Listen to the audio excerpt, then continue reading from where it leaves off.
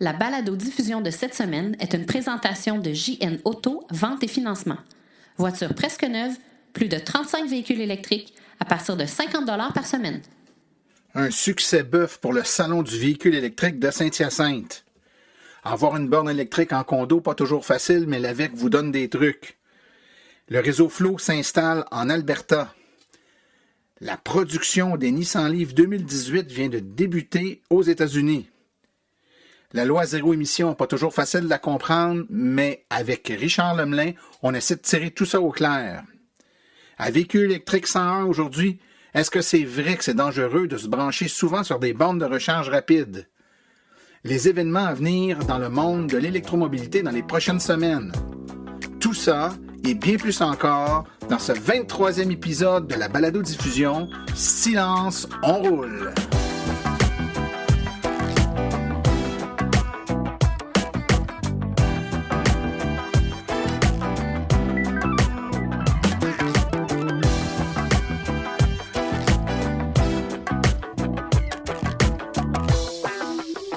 Bonjour tout le monde, mon nom est Martin Archambault, je suis administrateur webmestre et porte-parole média de l'Association des véhicules électriques du Québec. C'est avec passion et plaisir que j'anime cette balado-diffusion qui est dédiée 100% aux voitures électriques.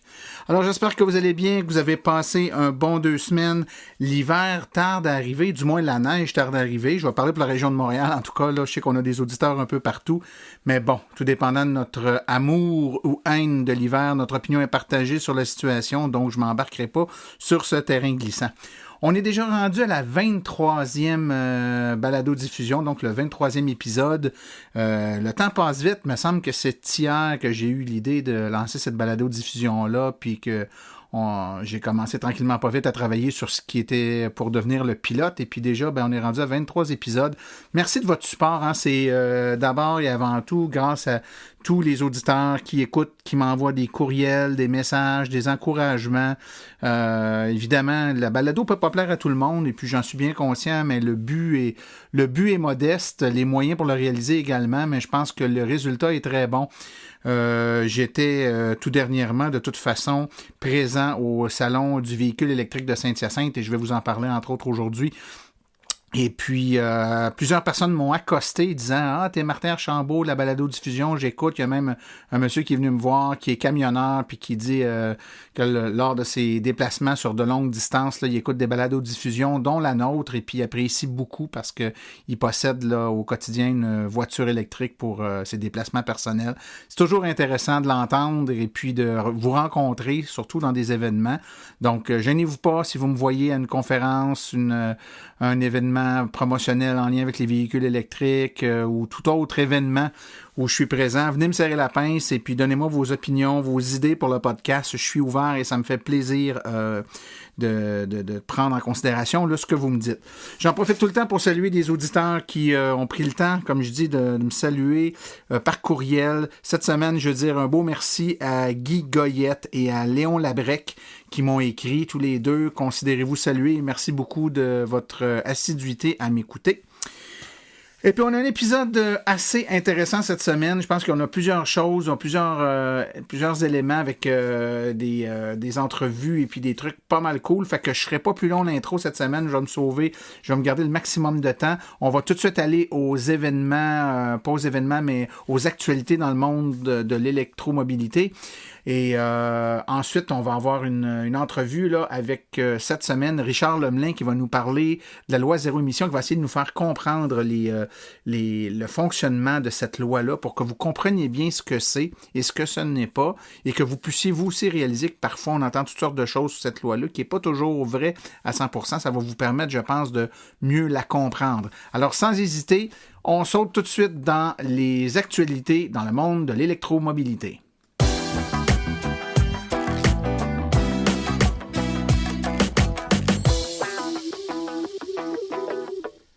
Au moment d'enregistrer le dernier podcast, on était à l'ouverture du tout premier salon du véhicule électrique de Saint-Hyacinthe qui a lieu du 24 au 26 novembre au nouveau centre des congrès de Saint-Hyacinthe.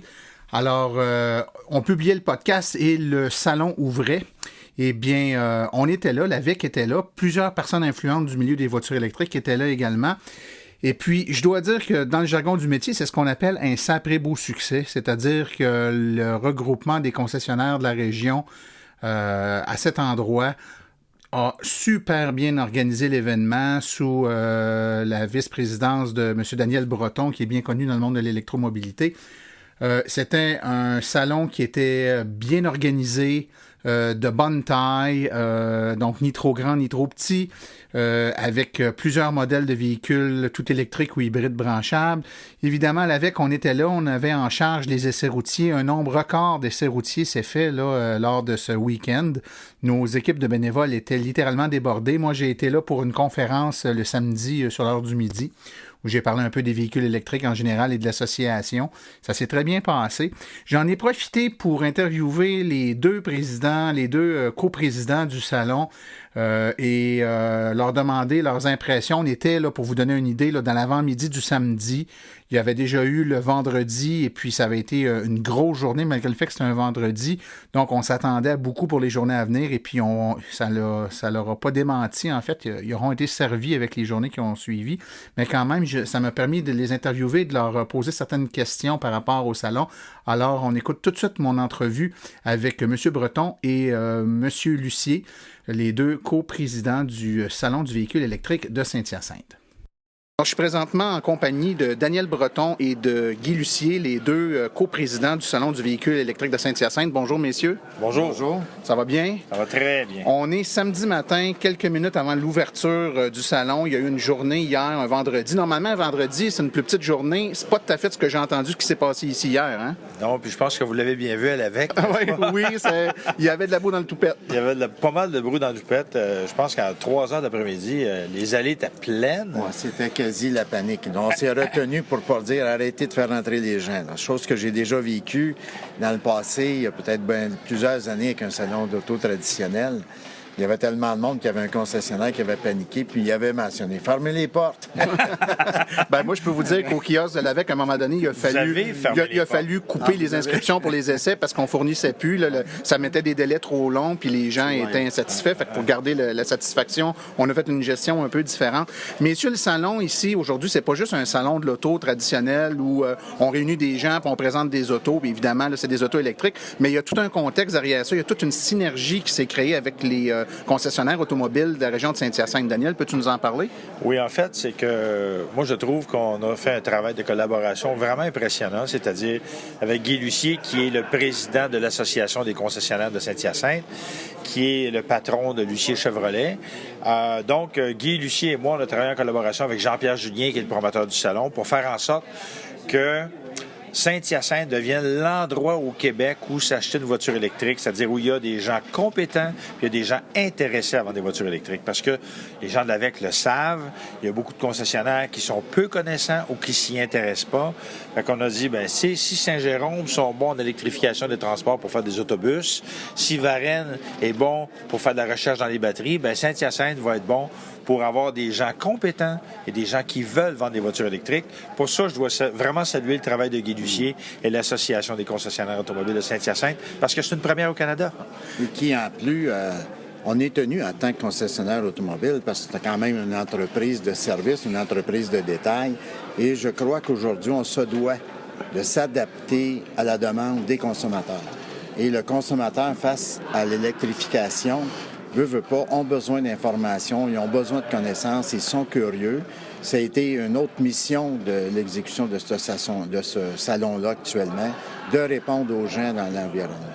Effectivement, puis nous, à l'association, souvent on discute avec les gens qui se magasinent des autos. De la part des concessionnaires, l'attente, c'est que les gens soient informés, donnent la bonne information, cherchent pas automatiquement à nous diriger vers un véhicule à essence, alors que notre besoin clairement exprimé, de par ce qu'on veut, puis de par ce qu'on décrit de l'utilisation d'un véhicule, le véhicule électrique répond grandement et amplement à nos besoins. Alors, si cette synergie-là vient combler ce manque-là, je pense que ça va être vraiment un gros plus. L'autre élément après ça, c'est la disponibilité des véhicules, mais là, ça, c'est pas le concessionnaire lui-même qui en est responsable. Parfois, c'est la disponibilité des véhicules de la part du manufacturier qui est l'autre aspect. Donc, dans l'optique où vous devenez un pôle où les concessionnaires sont organisés, sont spécialisés, est-ce qu'on peut s'attendre à ce qu'il y ait plus de gens compétents, mais il y a aussi plus de véhicules disponibles pour les gens qui veulent s'en acheter dans la région de Saint-Hyacinthe? En fait, ça fait partie des discussions qu'on a eues dans la journée d'hier, entre autres avec des représentants des constructeurs qui étaient là avec les concessionnaires. Puis on leur disait, écoutez, petit message du commanditaire comme ça. Si jamais là, il y a des concessionnaires dans d'autres régions du Québec qui ne sont pas intéressants à vendre, amenez-les à Saint-Hyacinthe parce que nous autres, on va en vendre. Puis vous êtes stratégiquement situé à part ça pour les gens de la région de Montréal, c'est pas loin. Pour les gens de Trois-Rivières, Drummondville, Québec, Sherbrooke. Exactement, ça peut devenir vraiment un centre. Puis les gens, puis on le voit, nous, à l'association, là, il y a des gens qui partent, je sais pas moi, du Saguenay puis qui viennent acheter un auto à Rawdon ou qui partent de l'Abitibi puis qui viennent acheter un auto à Montréal. Les gens, pour une voiture électrique, ont tellement de difficultés à l'obtenir que de faire du kilométrage pour venir la chercher, c'est le cadet de leur souci. Et c'est pas juste l'inventaire, c'est la qualité du service, la qualité de la compétence. Exact. Des conseillers, des concessionnaires. Et pour ça, tu le sais, Martin, moi, j'ai donné des formations aux concessionnaires, ce qui fait en sorte que ça veut dire que les concessionnaires se sont engagés à payer pour faire en sorte d'avoir des gens formés et des gens compétents. Ouais.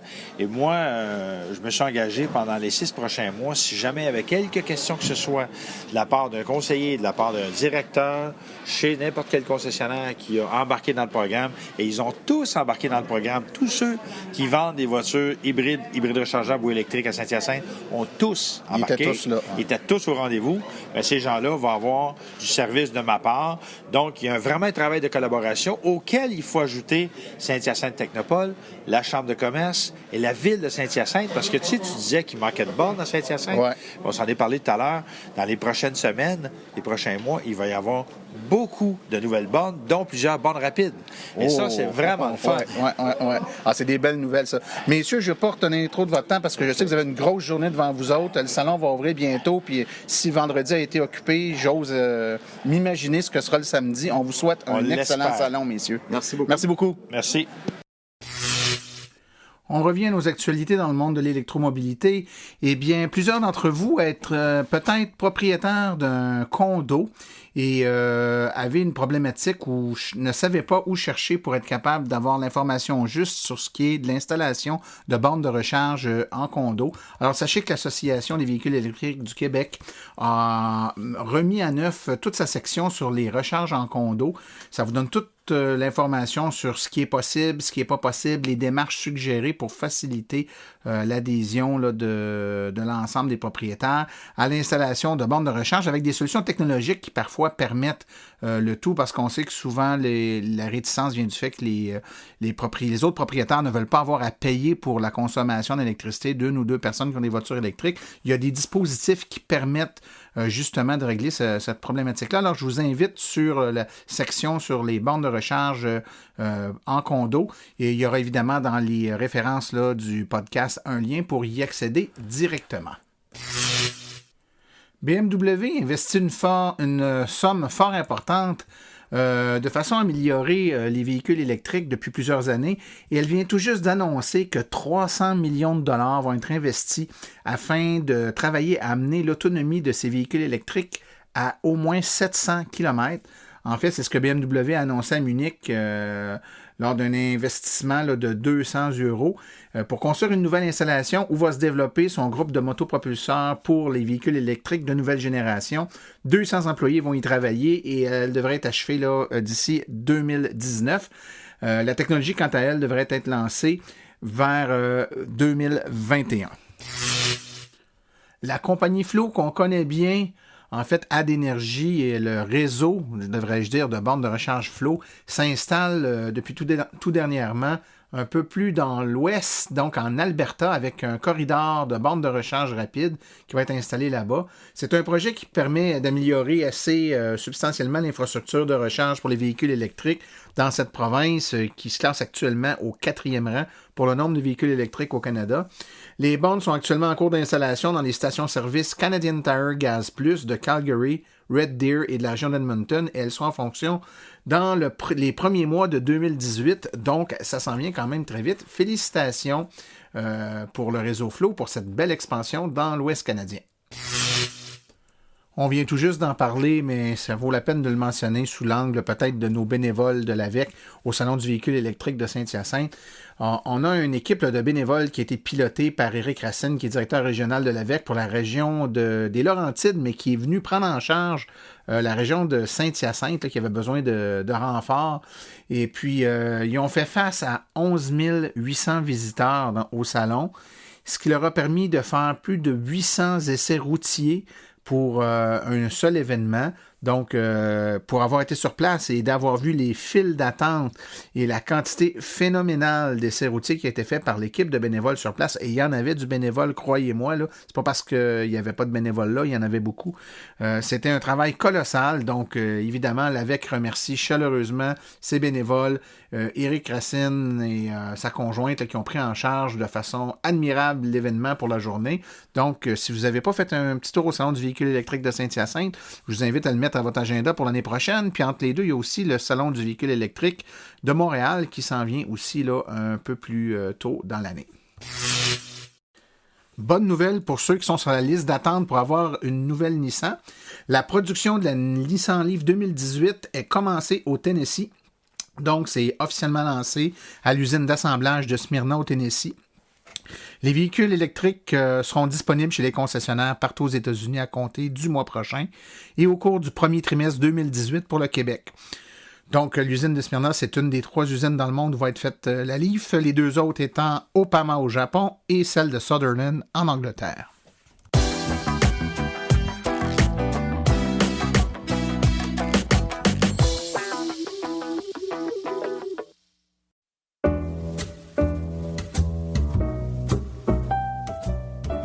Vous avez une entreprise qui œuvre dans le domaine des voitures électriques. Vous aimeriez faire de la publicité là où l'auditoire est constitué à 100% d'adeptes de véhicules électriques? Écrivez-nous à info@aveq.ca afin d'avoir toutes les modalités de publicité, autant dans la balado-diffusion que sur notre site web et nos autres médiums.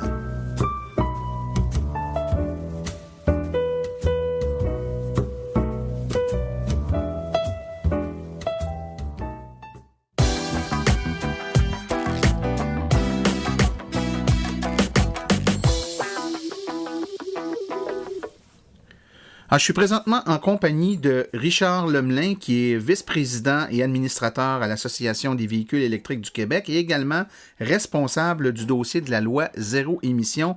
Bonjour Richard. Bonjour Martin. Ça va bien? Ça va très bien. Alors aujourd'hui, Richard, on va parler un peu de loi zéro émission. Je rappelle à nos auditeurs que dans l'édition numéro 8, 9 et 11 du podcast Silence on roule, on a eu des chroniques de Maxime Séguin-Durand qui ont traité un peu de loi zéro émission. Il y en a qui veulent se remettre dans le contexte ou les réécouter. Puis on regardait un peu les grands concepts d'une loi zéro émission en général. Aujourd'hui, on va parler avec toi peut-être un peu plus de la loi qui est sur le point d'être adoptée ici au Québec pour que tu nous expliques un peu concrètement comment ça va fonctionner. Donc, si je suis un concessionnaire automobile puis que cette loi-là est mise en place en tant que fabricant ou en tant que concessionnaire, de quelle façon concrètement cette loi-là va nous impacter. Mais d'entrée de jeu, Richard, c'est quoi une loi zéro émission? Donc, une loi zéro émission, puis là, je vais parler spécifiquement pour le Québec. Dans le fond, c'est une loi qui a pour objectif d'augmenter l'offre de véhicules zéro émission, les véhicules électriques, pour permettre aux consommateurs au Québec d'accéder à un plus large choix, un éventail, un plus grand nombre de véhicules branchables chez les concessionnaires. Donc, c'est pour stimuler l'offre. Il faut que les constructeurs offrent plus de véhicules zéro émission donc sur le marché, là, donc ce qui va favoriser nous, consommateurs, à avoir un meilleur choix. D'accord. Et cette loi-là, dans son principe de fonctionnement, c'est basé sur un principe de quota. Comment ça fonctionne? Comment le calcul se fait pour savoir combien de véhicules zéro émission tu peux vendre versus des véhicules qui ne sont pas zéro émission? Alors, pour les véhicules zéro émission, dans la loi, il y a un pourcentage qui est prévu pour chaque année. Donc, en 2018, c'est 3,5 du nombre de véhicules à essence qui est vendu. Là, alors, si on prend le nombre de véhicules vendus, par exemple, si on prend Toyota, disons qu'ils vendent 10 000 véhicules en 2018. 2 000 véhicules à gaz ou... 10 000 véhicules à essence, c'est ça. OK. Alors, fois 3,5 ça donne 350.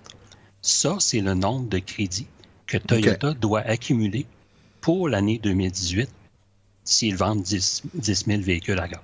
OK. Donc, 10 000 véhicules à gaz vendus égale un besoin d'aller chercher 350 crédits qui vont aller chercher en vendant des véhicules zéro émission. Tout à fait. Et là, il y a une autre formule dans le projet de règlement qui spécifie le nombre de crédits que donnent des véhicules zéro émission. Ils n'ont pas tous le même nombre. Voilà. Donc, là, ça varie selon l'autonomie des véhicules. Donc, un véhicule à longue autonomie, comme une Chevrolet Bolt, va donner beaucoup plus de crédits qu'un véhicule qui a une faible autonomie ou un hybride branchable qui fait quelques kilomètres seulement en autonomie électrique. Okay. Donc, par exemple, une Chevrolet Bolt va donner environ 4 crédits, alors qu'une Nissan Leaf va donner environ 2 crédits. OK. Donc, si je comprends bien, si une Bolt donne 2 fois plus de crédits qu'une Nissan Leaf, tu en as moins à vendre pour aller chercher ton nombre de crédits. Ça va aller plus vite. Définitivement. OK. Donc, c'est bon. Puis, d'ailleurs, à l'AVEC, on a calculé que le véhicule moyen va donner environ 2 crédits. C'est-à-dire que la plupart des manufacturiers, des constructeurs, en vendant un véhicule moyen, vont avoir à vendre environ 1,75 de véhicules relativement aux véhicules à essence. Donc, nous, on considère que ça va être facilement accessible, puisque déjà en 2016-2017, le pourcentage de véhicules zéro émission est déjà à 1,6 Donc, l'écart est très mince. Ben oui, parce que dans ton exemple de tantôt de 10 000 véhicules à essence vendus, 3,5 on a dit que c'était à 350 crédits. Donc, si on vend des véhicules qui donnent 2 crédits chacun, c'est seulement 175 véhicules qui doivent être vendus électriques pour atteindre le 350 crédits nécessaires dû au fait qu'on a vendu 10 000 véhicules à essence. Donc, c'est pas beaucoup, là. Définitivement. Et plus l'autonomie est grande, puis il faut savoir que dans le futur, plus les autonomies vont être grandes, plus ça va être facile. Donc, en contrepartie, le pourcentage va augmenter aussi à chaque année, mais l'autonomie étant grandissante, ça va se compenser. Ça va se compenser, voilà. Ben oui, OK. Donc, puis là, j'essaie, tu comprends, tu m'expliques tout ça, Richard, puis j'essaie de mettre en parallèle en même temps les réactions épidermiques qu'on entend de la part des fois, c'est même des concessionnaires, même si c'est pas eux directement qui sont visés, mais eux se sentent un peu par la bande, j'imagine, pris en otage parce que ces véhicules-là, c'est pas des véhicules produits, c'est des véhicules vendus, hein? Puis la vente, ben ça se passe chez le concessionnaire. De la façon dont on en parle, c'est comme si ça va être une quantité incroyable de véhicules à vendre, ça sera inaccessible, quand dans les faits, c'est un nombre qui est assez restreint de véhicules électriques, puis c'est pour la province, c'est pas chez un concessionnaire. Donc, à la limite, si on a un ou 2 ou 3 concessionnaires qui vendent beaucoup de véhicules électriques, à eux seuls, ils peuvent aller chercher le quota, puis les autres sont même pas obligés d'en vendre, c'est bien ça? C'est bien ça. C'est vraiment calculé au niveau du constructeur et pour la province au complet. Alors, effectivement, ça peut très bien que dans des régions éloignées, l'offre est moins présente. La demande, est moins présente. C'est normal. Et le concessionnaire, normalement, n'a pas à s'en soucier puisque c'est juste calculé au niveau du constructeur à l'échelle de la province. Puis, effectivement, les quantités ne sont pas ahurissantes. Oui, c'est vraiment... Et je pense qu'un point important de la discussion qu'on a là, Richard, c'est que souvent, on entend parler des pourcentages dont tu nous parles, le 3,5, et on en parle comme étant un pourcentage de voitures. Alors, on parle pas de voitures, on parle vraiment de crédit. Donc, quand on parlait du 3,5 c'est pas 3,5 des voitures vendues doivent être des voitures à essence, électriques. C'est pas ça du tout. Non. C'est 3,5 représente c'est un pourcentage de crédit qui donne un nombre de crédits. Crédit, voilà. Exactement. Donc, dans les médias, souvent, on entend parler de cette loi-là, puis souvent, l'erreur est faite justement comme ça. Et le 3,5 ne désigne pas le nombre de véhicules, mais bien une quantité de crédit. Dans notre exemple que tu as donné, c'est 2 fois moins, en fait. Hein?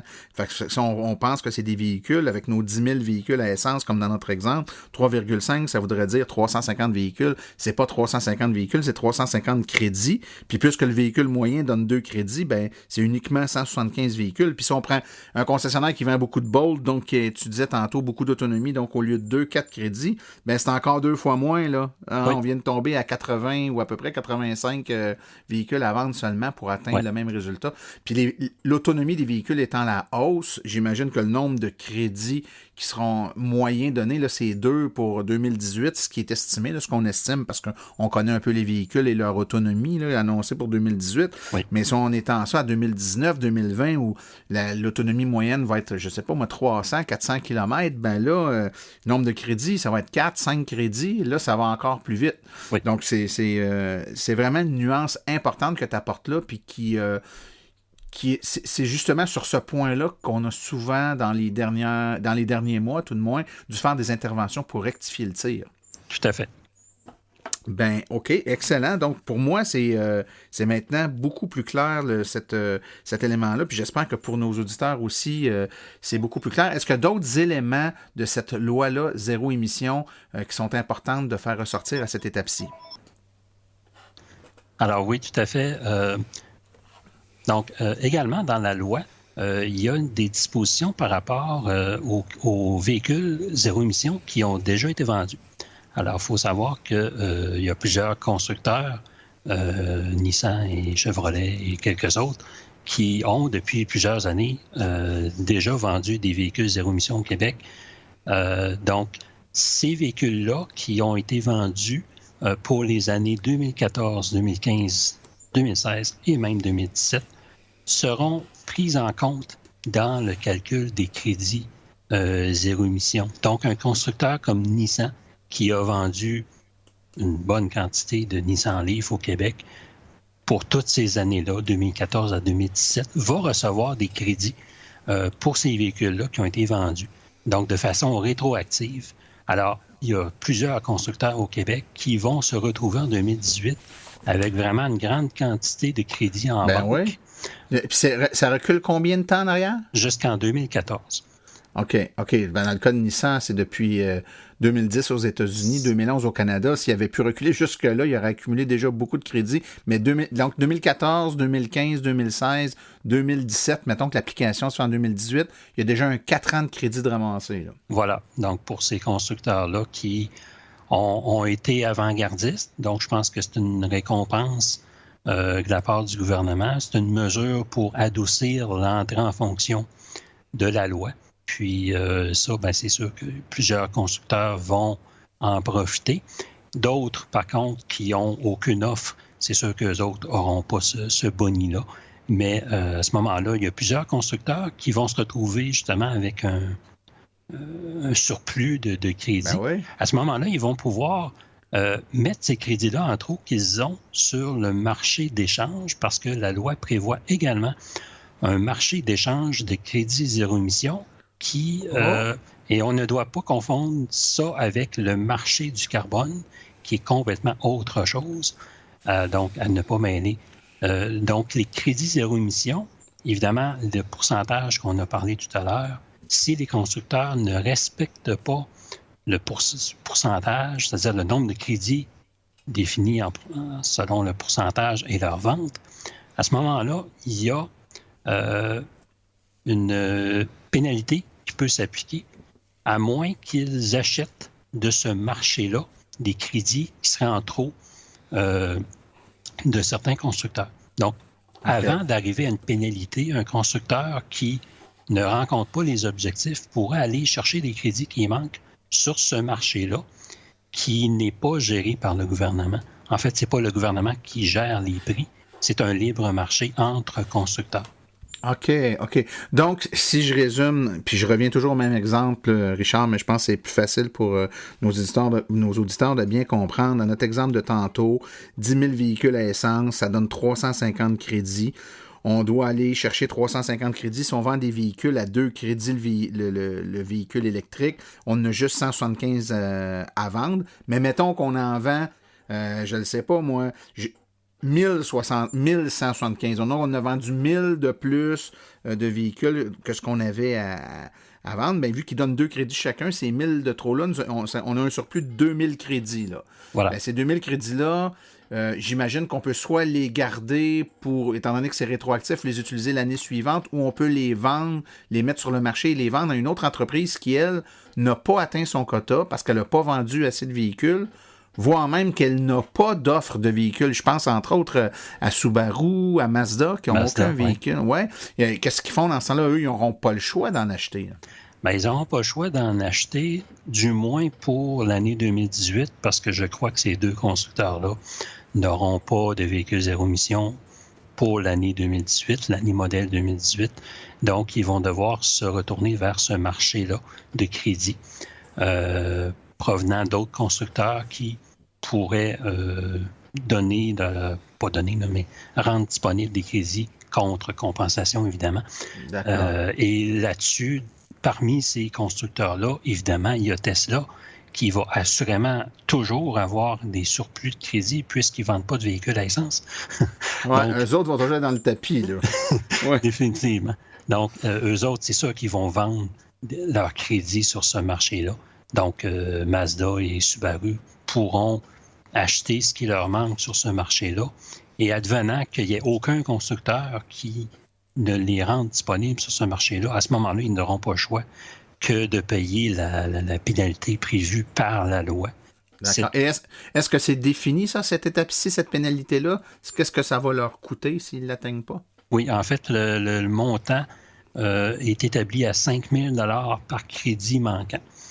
Donc, si un constructeur, admettons, prenons par exemple Mazda, doit obtenir, par exemple, un nombre de crédits de 200, ben à ce moment-là, c'est 200 fois 5 000 $, c'est-à-dire 10 000 $. 100 000 $, pardon. 100 000, oui. 100 000, qui devrait donner en contribution au gouvernement. Donc, avant d'arriver là, s'il y a des crédits disponibles sur le marché qui peut acheter à moindre coût, c'est sûr qu'il va, ce constructeur-là devrait se retourner vers ce marché-là. D'accord, mais dans un exemple, et là, je me fais un peu l'avocat du diable, mais c'est un peu mon rôle là-dedans. Mettons que Subaru, Mazda, forcément, n'ont pas atteint leur quota parce qu'ils n'en ont pas de véhicule. Ils se retournent, tu as Tesla qui dit moi, j'en ai en masse, je vous les vends. Mais tu as par la porte en arrière, je ne le sais pas, moi, pour une raison X, je ne sais pas, moi, Kia n'a pas vendu assez, n'a vendu, mais n'a pas vendu assez, pour offrir plus cher pour les mêmes crédits, pourrait dire à Tesla, t'as Subaru qui veut te les acheter tel prix, mais moi, je t'offre 20% de plus. C'est un libre marché. Donc, il pourrait y avoir de la négociation entre... Et à la limite, le prix pourrait monter tellement haut qu'il pourrait théoriquement revenir moins cher de payer la pénalité que d'acheter les crédits. Tout à fait. Mais ce ne serait pas logique que le prix monte au-delà de la pénalité prévue bien entendu. Par le gouvernement. Là. Fait que ça impose un certain plafond à la négociation des crédits. Là. Oui, tout à fait. Si je résume ça, OK, puis on va essayer de conclure un peu, ramasser nos idées. De toute façon, tous les manufacturiers qui ont actuellement, au moment où on se parle de disponibles des véhicules électriques, ont déjà de toute façon des crédits de déjà accumulés, ça sera rétroactif. Oui. Dans tous les cas, le nombre de crédits qu'ils ont à accumuler, puis on a pris un exemple simple, mais faire en sorte que le nombre de véhicules à essence qu'ils ont à vendre pour atteindre le nombre de crédits est vraiment pas grand, donc ça ne devrait pas être une problématique en tant que telle. Et finalement, s'ils ne réussissent pas à l'atteindre, avant d'avoir à payer une pénalité, ils peuvent acheter des crédits de d'autres manufacturiers qui, eux, ont un surplus de crédit. Et il y aura assurément des manufacturiers qui auront des surplus parce qu'ils ont beaucoup d'arriérage ou encore, dans le cas de Tesla, ne faisant que de la voiture électrique. Forcément, ils vont accumuler une quantité phénoménale de crédits avec lesquels ils n'auront rien à faire parce qu'ils n'ont pas de voiture à essence à compenser. Donc, ils vont toutes les mettre en vente pour être capables de... Ça va être payant pour eux autres, autrement dit. Tout à fait. Bien, je trouve qu'on a fait le tour de la situation. D'autres choses où on a fait le tour? C'est pas mal, pour l'instant, ça complète pas mal. Peut-être juste préciser que le règlement final sera publié sous peu. Alors, on attend impatiemment ce règlement-là pour pouvoir enfin affirmer qu'au Québec, nous aurons une loi zéro émission effective en 2018. Alors, ça serait un super beau cadeau de Noël. Puis je rappelle à nos auditeurs que la quasi-totalité des juridictions sur la planète qui ont des lois zéro émission ont eu un impact majeur sur la disponibilité de ces véhicules, des véhicules zéro émission, justement.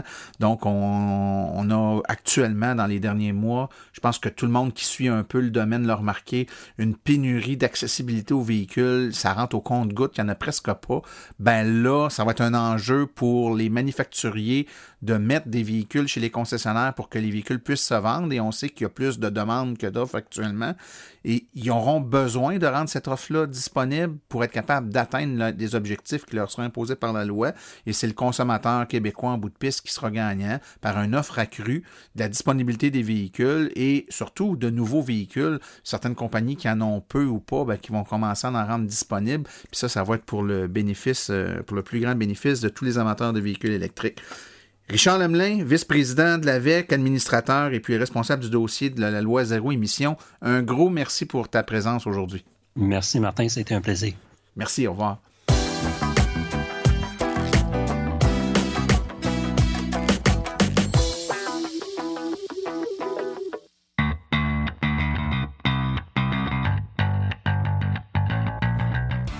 Vous êtes intéressé à faire le saut pour une voiture électrique? Vous considérez choisir une voiture d'occasion? Rendez-vous chez JN Auto. Avec plus de 35 modèles presque neufs en stock, c'est définitivement le chef de file lorsque vient le temps de vous procurer un véhicule électrique. En plus des prix déjà très compétitifs, JN Auto offre un rabais exclusif aux membres hors de l'Association des véhicules électriques du Québec. Une réduction supplémentaire de 299 $ sur le prix affiché à l'achat de votre véhicule. Une seule promotion disponible par achat. Consultez notre liste de voitures au www.jnauto.com. Téléphonez-nous au 1-888-821-3084 ou rendez-vous directement au 317 route 116 à Richemont en Estrie. JN Auto, choix, qualité et service après-vente irréprochable depuis 35 ans.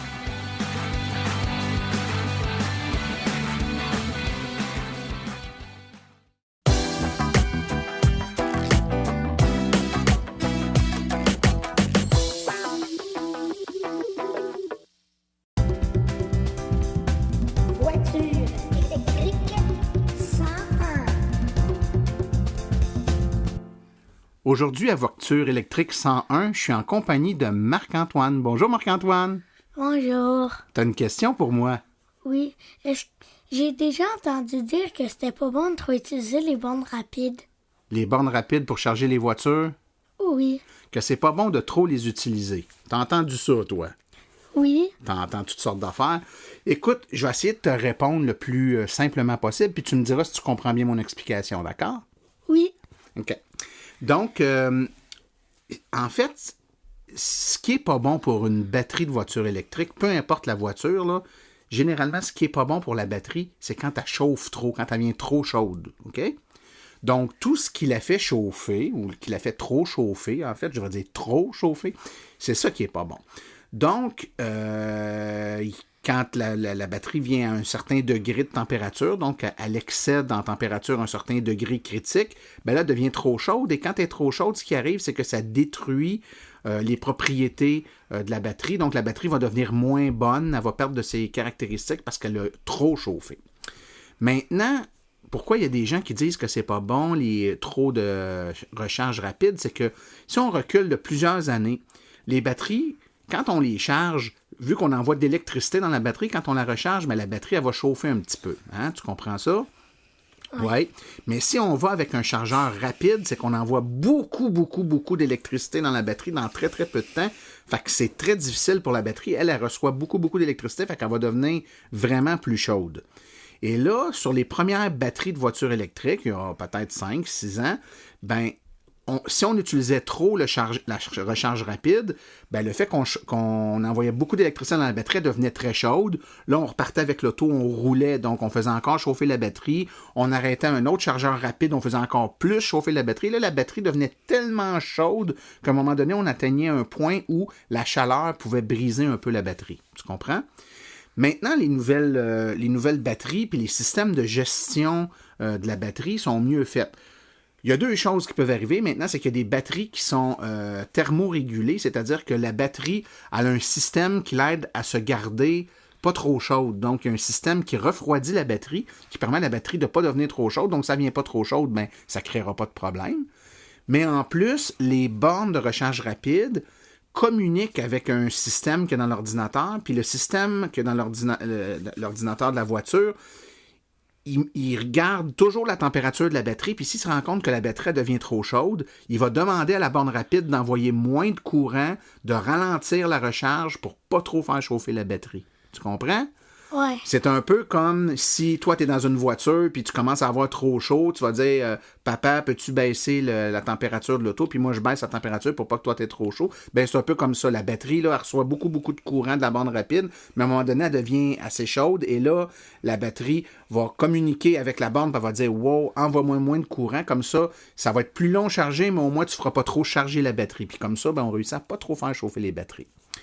Donc, pour répondre à ta question, est-ce que c'est vrai que de trop utiliser les bornes rapides, c'est pas bon pour les voitures? Je te dirais qu'aujourd'hui, c'est plus ou moins vrai, puisque les batteries, d'une part, souvent sont thermorégulées, donc les batteries elles-mêmes vont se refroidir pour pas devenir trop chaudes, puis en plus, la communication entre la voiture et la borne rapide fait en sorte qu'on n'enverra pas trop de courant dans la batterie si jamais elle devient trop chaude, pour éviter de l'endommager. Est-ce que c'est plus clair pour toi? Ouais. Fait qu'en résumé, gêne-toi pas. Si tu te promènes en voiture électrique puis que tu as besoin d'utiliser des bornes rapides, tu peux les utiliser, il n'y a aucun problème. Parfait. Merci beaucoup, mon jeune homme. Si vous avez d'autres personnes à la maison, d'autres enfants qui aimeraient ça poser des questions, vous les enregistrez avec votre téléphone. Là, souvent, il y a une fonction dictaphone. En tout cas, sur les iPhones, il y a ça, puis sur les autres appareils aussi. Vous les enregistrez, puis vous pouvez m'envoyer leurs questions, le fichier audio de leurs questions à martin@aveq.ca et on pourra écouter la question et j'y répondrai dans la chronique Voiture électrique 101. Après la pause, on vous revient avec les activités à venir dans les prochaines semaines dans le monde de l'électromobilité.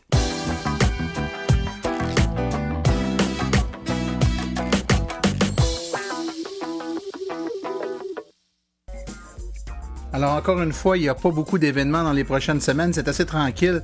Quand même, le 8-9 décembre pour ce qui est de l'Outaouais et le 15 décembre pour ce qui est de Joliette. C'est l'opération Nez Rouge électrique avec des bénévoles qui vont faire du raccompagnement en voiture électrique. Donc, un moment particulier pour les gens de découvrir des voitures électriques et pour les gens qui ont le goût de s'impliquer bénévolement et puis de faire une bonne action tout en faisant découvrir un peu les avantages de l'électromobilité. Sinon, il y a l'Assemblée générale annuelle de l'Association des véhicules électriques du Québec qui est prévue pour le 21 avril prochain. Vous allez avoir des détails sous peu sur nos sites web et les membres, évidemment, vont être convoqués. Évidemment, il y a le Salon du véhicule électrique de Montréal, 2e édition, qui est prévu pour les 20 et 22, du 20 au 22 avril 2018, conférences, informations et essais routiers.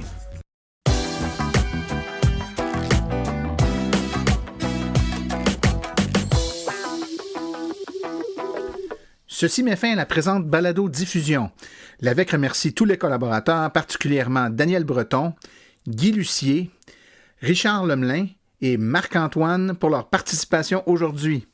La reproduction ou la diffusion de l'émission est permise, mais l'Association des véhicules électriques du Québec aimerait en être avisée. Toutes questions concernant l'émission peuvent être envoyées à l'adresse martin@aveq.ca. Pour les questions générales regardant l'électromobilité ou l'association, veuillez plutôt écrire à info@aveq.ca. Pour vous renseigner et avoir accès à toute la documentation de l'AVEQ, visitez le site web www.aveq.ca. Je vous rappelle que sur notre site web, afin de vous faciliter la tâche, vous avez accès aux archives de nos balados, ainsi qu'à des hyperliens vers les sites web donnés en référence aujourd'hui. Le tout directement au www.aveq.ca/silence. Mon nom est Martin Archambault et d'ici la prochaine balado, j'espère que vous attraperez la piqûre et direz vous aussi, silence, on roule.